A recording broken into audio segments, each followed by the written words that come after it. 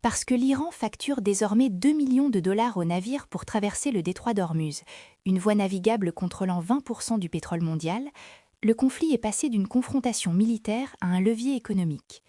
Les exigences de cessez-le-feu de Téhéran incluent un péage permanent, calqué sur les frais du canal de Suez, mais sans la justification d'une infrastructure artificielle.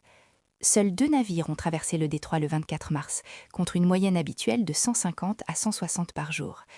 Les gardiens de la Révolution ne négocient pas pour conclure un accord, mais pour établir un nouvel ordre de prix pour l'énergie mondiale, payant en yuan. Ce dernier détail, des péages libellés en yuan, frappe directement le système du pétrodollar qui soutient le statut de monnaie de réserve des États-Unis. S'il était accepté, même partiellement, il offrirait à Téhéran un levier récurrent sur les coûts énergétiques occidentaux, indépendamment de l'issue de la guerre. Ce levier se traduit déjà par des calculs récessifs. Moody's Analytics estime désormais les probabilités de récession à 12 mois à 48,6%, contre une base de 15 à 20% avant le début du conflit. Goldman Sachs les place à 30%, EY Parthenon à 40%. Le mécanisme de transmission est le pétrole. Le baril de Brent a culminé à 115 $ la semaine dernière, avant de redescendre vers 89 $ grâce aux espoirs diplomatiques. Cependant, Mark Zandi, économiste en chef chez Moody's, affirme que les prix n'ont besoin de s'établir qu'à une moyenne de 125 $ au deuxième trimestre pour que la récession devienne plus probable qu'improbable. L'AIEA décrit la crise actuelle en termes plus sombres que l'embargo arabe de 1973. Le monde perd 11 millions de barils par jour, contre 5 millions en 1973. Le détroit d'Ormuz est également le point de passage d'un tiers de l'approvisionnement mondial en engrais, ce qui signifie que l'inflation alimentaire suivra l'inflation énergétique d'environ un cycle de récolte. La cote d'approbation économique de Trump est tombée à un niveau historiquement bas de 29%, sous le plancher de 32% de Biden, tandis que 40% des républicains désapprouvent sa gestion de l'inflation, une fracture électorale qui limite sa marge de manœuvre face à Téhéran. Pendant ce temps, une chaîne de causalité différente émergeait sur le marché des semi-conducteurs. ARM Holdings a bondi de près de 20% après avoir dévoilé sa première puce d'IA propriétaire, prévoyant 15 milliards de dollars de revenus d'ici 2031. Le mécanisme est ici crucial. ARM a bâti son modèle sur la licence d'architecture de puce, percevant des redevances sur chaque appareil utilisant ses conceptions, y compris ceux de Nvidia et Qualcomm. En vendant directement ses propres puces, ARM opère une intégration verticale sur le marché qu'elle alimentait par avant. Sa première puce cible l'inférence à l'échelle de l'IA générale, avec Meta Platforms confirmé comme client principal. Ce partenariat est significatif, car l'objectif de Meta d'atteindre une capitalisation boursière de 9 000 milliards de dollars d'ici 2031, inscrit dans les attributions d'options des dirigeants qui ne seront payés qu'à 3 727 $ par action, nécessite une réduction massive des coûts d'inférence d'IA. Posséder la couche matérielle est la stratégie adoptée par Amazon et potentiellement Meta pour réduire ses coûts.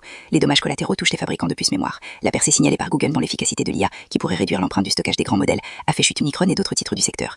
Moins de mémoire par unité d'inférence, multipliée par des déploiements à l'échelle des hyperscaleurs, comprime le marché adressable que les fournisseurs de mémoire avaient anticipé dans leur prix. La relation ARM-Meta ajoute une dimension supplémentaire à la semaine de Meta, marquée également par un jury californien ayant reconnu Meta et YouTube responsables dans le premier procès réussi pour addiction aux réseaux sociaux. Le verdict de 3 millions de dollars de dommages-intérêts compensatoires est moins pertinent que ce qui suivra, les dommages-intérêts punitifs, déterminés après que le jury a conclu que les deux entreprises avaient agi avec malveillance. Ce procès fait figure de référence, ce qui signifie que son issue influencera des milliers de poursuites en attente. Meta a soutenu que les problèmes de santé mentale de la plaignante préexistaient à son utilisation des réseaux sociaux, mais le jury a seulement exigé que les réseaux sociaux soient un facteur substantiel, une norme moins stricte qui s'applique désormais à l'ensemble du contentieux. L'action Meta a progressé d'environ 1% sur la journée, en partie parce que le montant de 3 millions était inférieur aux craintes, et en partie parce que l'entreprise a simultanément annoncé des centaines de licenciements chez Facebook et Reality Labs. Le marché a interprété ces coupes comme une preuve de discipline, un signal que l'ambition de 9 000 milliards de dollars s'accompagne d'un contrôle des coûts et pas seulement de déploiement de capital. Mais la pression juridique est structurelle et non épisodique. 3 conditions détermineront l'issue de ces cycles. Si le pétrole reste sous les 100 $ le baril au deuxième trimestre, soutenu par la diplomatie plutôt que par une véritable réouverture du détroit, les probabilités de récession s'amoindrissent et les titres d'infrastructure IA comme Nvidia se redresseront, comme l'a soutenu Wolfe Research.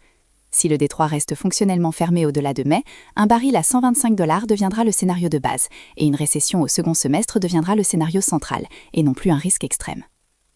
Côté puce, si la puce d'ARM gagne d'autres clients parmi les hyperscalers au-delà de Meta, cela signalera que le modèle de licence d'architecture transitionne vers une concurrence directe, un changement structurel lent mais profond qui réévaluerait les hypothèses de revenus dépendant des redevances dans toute la chaîne d'approvisionnement des semi-conducteurs. Enfin, si le verdict contre Meta produit des dommages punitifs élevés dans les semaines à venir, cela relancera la réforme de la section 230 comme priorité législative, avec des implications pour chaque plateforme monétisant l'engagement via des flux algorithmiques.